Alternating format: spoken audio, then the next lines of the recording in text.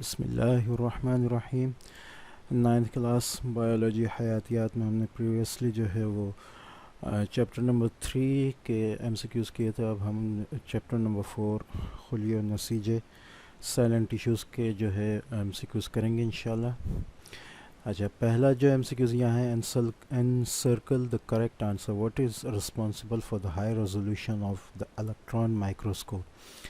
Electronic خوربین کی بلند تجزیہ کرنے کی صلاحیت کا ذمہ دار کون ہے؟ اچھا، تجزیہ یا ریزولوشن جو ہے یہ کسی بھی کہنا چاہیے مائکروسکوپ کے اندر دو خصوصیات ہوتی ہیں، ایک میگنیفیکیشن اور ایک ریزولوشن. ٹھیک ہے، تو میگنیفیکیشن یہ خصوصیت ہوتی ہے، یہ بہت تفصیل سے پہلے یہ بات ہو چکی ہے، ہم مختصر سی کریں گے. کسی بھی کہنا چاہیے کہ جس چیز کو الیکٹران یا مائکروسکوپ دیکھ رہی ہے اس چیز کو بڑا کر کے دکھانا. ٹھیک ہے، اور ریزولوشن یہ طاقت کہلاتی ہے کہ جس چیز کو مائکروسکوپ دیکھ رہا ہے اس کو دوسرے پوائنٹس سے دوسری جگہوں سے علیحدہ کر کے دکھانا. جیسے یہ دو پوائنٹس ہے، اگر اس کو یہ بڑا کر رہا ہے اور اس کو بھی بڑا کر رہا ہے تو یہ دونوں جو ہے مکس ہو جائیں گے اور ایک دوسرے کے اندر گھس جائیں گے، تو یہ صاف نہیں دکھیں گے.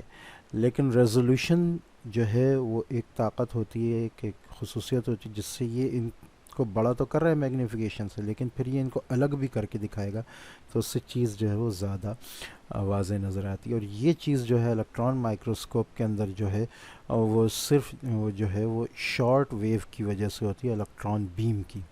ٹھیک ہے، اس کی جو شارٹ ویو ہوتی ہے اس کی وجہ سے جو ہے اس کی جو ریزولوشن ہے وہ بڑھ جاتی ہے.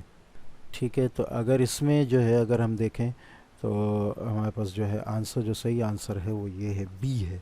ٹھیک ہے، short wave of electron, short wave length of electron beam.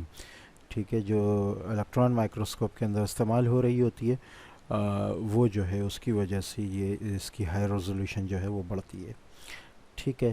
اچھا، دوسرا ہمارے پاس what is the function of rough endoplasmic reticulum. تو رف اینڈوپلازمک ریٹیکولم کا جو ہے وہ جو صحیح کام جو ہے وہ ہے سینتھسس آف پروٹین. ٹھیک ہے، اس کے اوپر رائبوزوم ہوتے ہیں. ٹھیک ہے، اور وہ رائبوزوم جو ہیں اس کے اوپر یہ جو ہے وہ کام کر رہے ہوتے ہیں رف اینڈوپلازمک ریٹیکولم کے اوپر، وہ لحمیات بنا رہے ہوتے ہیں، پروٹینز بنا رہے ہوتے ہیں. ٹھیک ہے، اگر ایروبک ریسپائریشن کی ہم بات کریں تو یہ ہمارا جو ہے وہ کام جو ہے یہ مائٹوکونڈریا کا ہے. ٹھیک ہے، انٹرسیلولر ڈائجیشن جو ہے یہ لائزوزومز وغیرہ کا کام ہے. اور سینتھسس آف اسٹیرائڈز جو ہے وہ بھی اینڈوپلازمک ریٹیکولم کا کام ہے، لیکن وہ رف اسموتھ اینڈوپلازمک ریٹیکولم کا کام ہے. ٹھیک ہے، تو رف اینڈوپلازمک ریٹیکولم کا کام سینتھسس آف پروٹین ہے.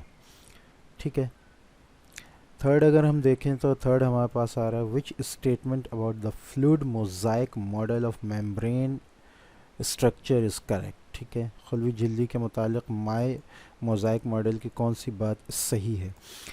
ٹھیک ہے، تو یہ ایک ماڈل بنایا گیا تھا سیل میمبرین وغیرہ کے لیے. ٹھیک ہے، تو اس میں کون سی جو ہے ان میں سے وہ بات جو ہے وہ صحیح ہے؟ تو اگر ہم غور کریں تو یہاں جو ہے یہ دوسری بات جو ہے اس کی وہ صحیح ہے. اس کی وجہ یہ ہے کہ انسیچوریٹڈ فیٹی ایسڈز کی وجہ سے جو ہے وہ کہنا چاہیے کہ فلوئڈ جو ہے کسی بھی سیل کا کہنا چاہیے سائٹوپلازم جو ہے وہ جمتا نہیں ہے. یہی وجہ ہے کہ سردیوں میں اس کے جمنے کے خوف کی وجہ سے سیل جو ہے اپنے اندر انسیچوریٹڈ فیٹی ایسڈ جو ہے وہ زیادہ ریلیز کرتا ہے، جس سے وہ خون وغیرہ جو ہے وہ جمتا نہیں ہے اور فلوئڈ شکل میں رہتا ہے. تو جتنا زیادہ انسیچوریٹڈ فیٹی ایسڈ بڑھے گا اتنا زیادہ ہی سیل کا جو فلوئڈ نیچر ہے وہ بڑھے گا، وہ جمے گا نہیں. تو یہ دوسرا آنسر جو ہے وہ صحیح ہے.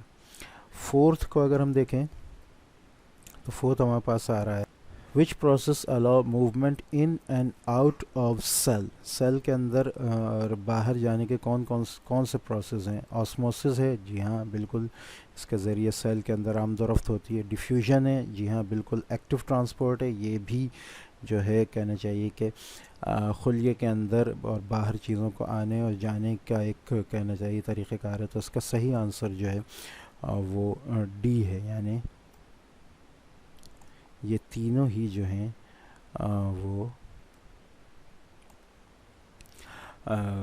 سیل کے اندر جو ہے خلیے کے اندر جو ہے آمد و رفت کی وجہ ہیں. ٹھیک ہے، नंबर 5 हमारे पास आ रहा है new cell all postulates of cell theory accept all और postulate of cell theory accept cell की जो थ्योरी थी, सेल का जो खुलवी जो नज़रिया था, उसके नुकात हैं, इनमें से कौन से नुकात हैं, कौन सा एक नुक्ता जो है वो सेल थ्योरी का नहीं है। तो new cell is derived from pre existing cells, जी नए खुलिये पुराने पहले से मौजूद खुलियों से बनते हैं, सही है।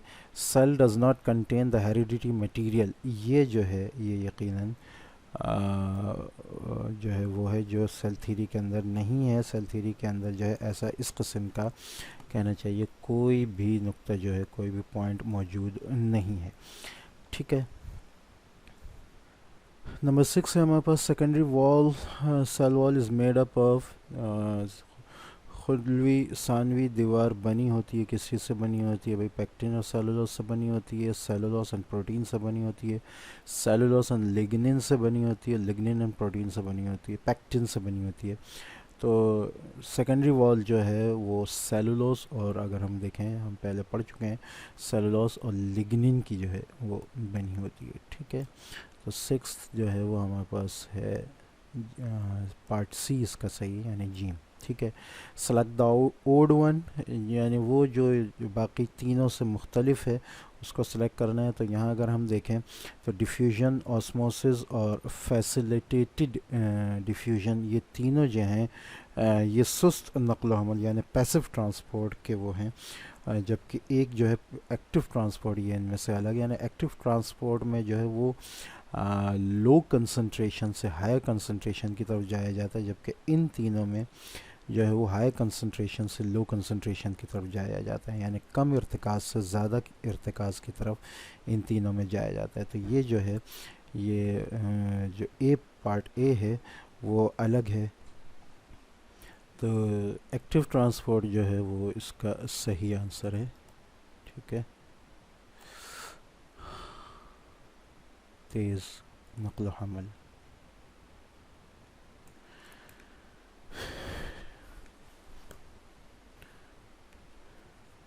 ठीक है। 8 हमारे पास है trace the correct pathway of protein produce from protein factories, ठीक है। प्रोटीन के जो पैदा होने का सही पाथवे है वो क्या है, तो सबसे पहले जो रफ एंडोप्लाज्मिक रेटिकुलम से नहीं बल्कि राइबोसोम से प्रोटीन पैदा होती है। तो इन तीनों चारों में से सिर्फ ये वाला सही हो सकता है। रफ राइबोसोम्स से रफ एंडोप्लाज्मिक रेटिकुलम की तरफ जाती है, ठीक है। वहाँ उसकी तरीक़ेकार के मुताबिक पैकिंग उसकी होती है, वो फिर उसके बाद गोल्जी बॉडी में जाती है, उसमें मज़ीद मॉडिफिकेशन वगैरह होती है। उसके बाद अगर उसकी ज़रूरत बाहर जाने की तो बाहर चल जाती है, और अगर अंदर रहने की हो तो फिर वो लाइजोसोम के पास जाती है। तो ये जो है दूसरा जो है ये यहाँ पर जो है वो सही जवाब है, ठीक है। 9th हमारे पास है cell organelles found in animal cell help intracellular digestion. तो एनिमल सेल के अंदर जो मौजूद होता है सिर्फ वो जो है वो सिर्फ लाइजोसोम है, जो कहना चाहिए कि इंट्रासेलुलर जो है सेल के अंदर जो है वो तक़सीम वगैरह को, डाइजेशन वगैरह को जो है वो आसान बनाता है, ठीक है। लास्ट हमारे पास है नंबर 10 सेलेक्ट द मिसमैच्ड, ठीक है। बेजोड़ की निशानदही का है, इनमें मिसमैच कौन सा है, तो प्लास्टिड्स को अगर हम देखें तो इसमें एक प्लास्टिक होते हैं लेकोप्लास्ट, तो उसका काम जो है वो स्टोरेज का ही है, तो ये बिल्कुल सही है। सेंट्रियोल जो सेल डिवीज़न में मदद करते हैं, जी हाँ बिल्कुल, वो कहना चाहिए कि क्रोमोसोम्स को खींचने में मदद करते हैं। राइबोसोम का काम सिंथेसिस ऑफ एस्टेरॉइड्स, ये गलत है। माइटोकॉन्ड्रिया का काम सिंथेसिस ऑफ एटीपी, ये भी सही है। राइबोसोम्स का काम जो है वो सिंथेसिस ऑफ एस्टेरॉइड्स नहीं है, बल्कि इनका काम सिंथेसिस ऑफ प्रोटीन है। तो ये जो है ये यहाँ पर सही आंसर है, जो कि गलत है, ठीक है। तो ये 10th पार्ट का भी हो गया। तो आज हमारे जो है वो चैप्टर नंबर 4 के ऑल MCQs जो हैं वो पूरे हो गए। नेक्स्ट क्लास में इंशाल्लाह हम 5th चैप्टर के MCQs करने की कोशिश करेंगे।